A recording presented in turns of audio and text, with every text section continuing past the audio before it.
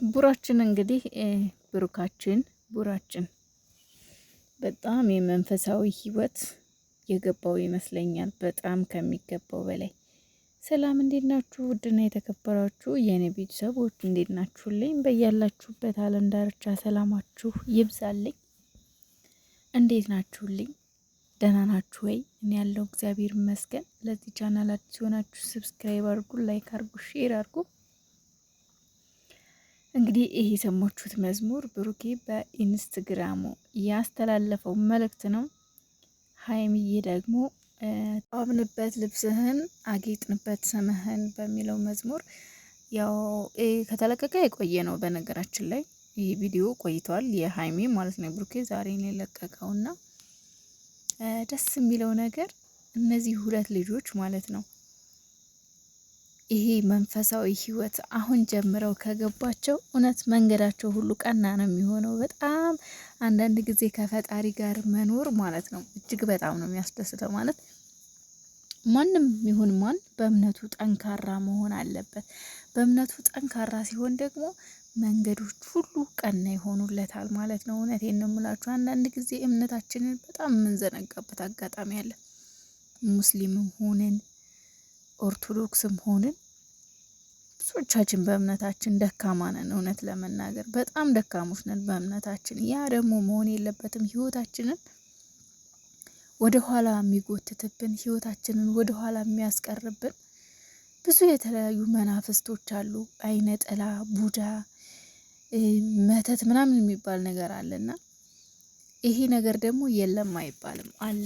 የብዙ እህቶቻችንን የብዙ ወንድሞቻችንን በተለይ በስደት ያለን እህቶች ወንድሞች በእርግጥ አይመችም። ያው እንደፈለግን የምንሆንበት ሀገር ባይሆንም ግን በተቻለን አቅም ከሃይማኖታችን ባንርቅ መልካም ነው። ለምን እድላችን የሚሰበረው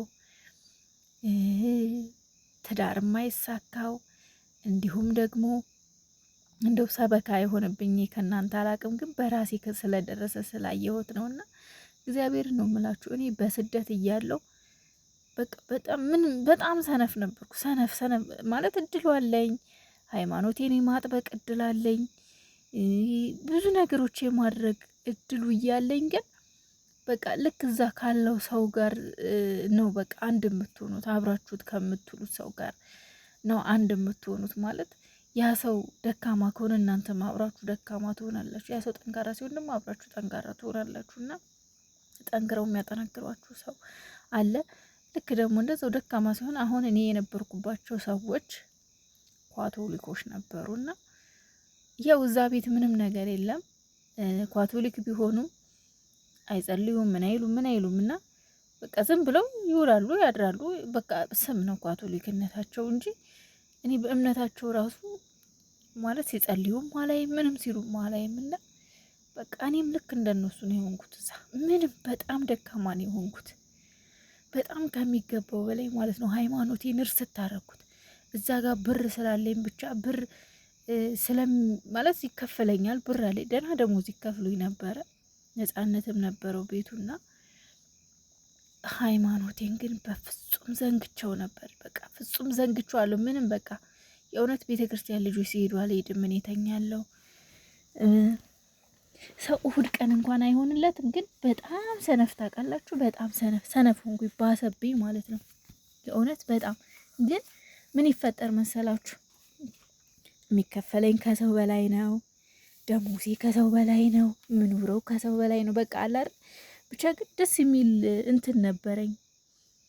በቃ ጥሩ ላይፍ ነበረ። ግን የነገ ህይወት ግን የሚባለው ነገር እየተሳካልኝ አልነበረም። በቃ ህይወቴ ወደ ኋላ ነበር የሚጎተተው፣ ወደ ኋላ በቃ እሰራለሁ እንዴ የእውነት እኔ አንድ ደህና ዶክተር የሚከፈለውን ኢትዮጵያ ውስጥ እዛ ይከፈለኛል። ቢያንስ ብር ከ80,000 ብር በላይ ይከፈለኝ ነበረ። ስንቱን ልንገራችሁ። አሁን ግን ሰው እንደዛ ሰርቶ አሁን ላይ ቢያንስ እንደው እኔ እንጃ ብቻ ግን አላቅም። ምክንያቱም ምሰራው ብር ዱቄት ነው። እኔ በቀኝ ሳወጣ በግራ የሚያወጣ አብሮኝ ያለ ነው የሚመስለው። በቃ የሆነ ብር አንስቼ ከዘረዘርኩ ዱቄት አመድ ነው የሚሆነው። ያ ደግሞ ለምንድን ነው? በረከት የሚባል የለውም። በቃ እኔ በረከት አጥቻለሁ፣ ከሃይማኖቴ እርቅ ያለሁ ሰንፍ ያለሁ። ታዲያ ምን ብሎ ነው በረከት እኔ ጋር የሚገባው? ምን ብሎ ነው ስኬት እኔ ጋር የሚመጣው?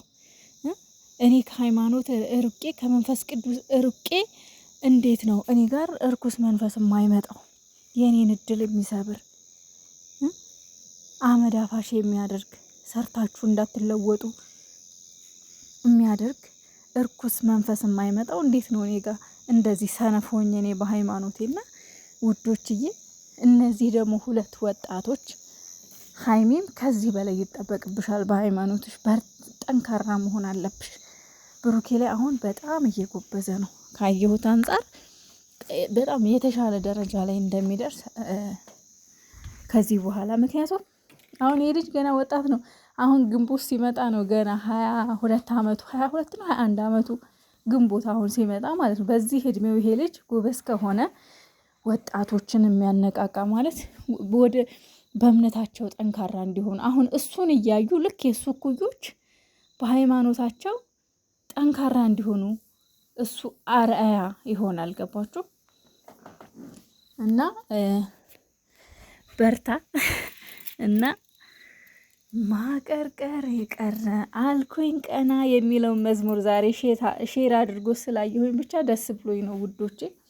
የሃይማኖቱ ጉዳይ በጣም እየገባው እንደሆነ የሃይማኖት ጉዳይ እጅግ በጣም ሊሰመርበት የሚገባው ነገር ነው። እና እህቶቼ ወንድሞቼ፣ እውነት በረከት የምናጣው በተለይ ስደት ላይ ያለን ብሩ በረከት ስለሌለው በቃ የሚወጣው ብር ምንም የምንሰራው ብር ምንም ቁም ነገር ላይ አይውልም። በቃ ያልባሌ ቦታ ነው የሚውልብን፣ ይጠፋብናል።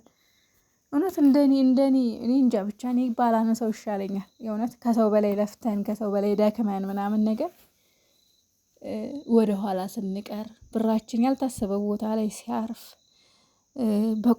በቁንጥስጣሽ ሲያልቅ በብድር ያ እኮ መጥፎ እርኩስ መንፈሱ እኮ ነው እንደዚህ የሚያደርገን። በረከት እያሳጣ ከእጃችን ላይ ብሩ እንዲጠፋ የሚያደርገው ያልሆነ ቦታ ላይ ምንም ረድኤት በረከት እንዳይኖረው የሚያደርገን ይህ ሁሉ አለመጸለያችን፣ በረከት ቤታችን እንዳይገባ ማድረጋችን ነው ይህ ሁሉ የሚያደርገንና ብዙ አወራሁባችሁ ውዶቼ። የራሴን ታሪክ አንስቼ በሉ ደግሞ ሆድ እንዳላስብሳችሁ። እርግጠኛ ነኝ ብዙዎቻችሁ የኔ ታደርሷችኋል። ለፍታችሁ እንዳለፋ ሰርታችሁ በረከት የለውም ብሩ ሳታስቡት እልም ብሎ ከእጃችሁ ላይ ይጠፋል። እርግጠኛ ነኝ።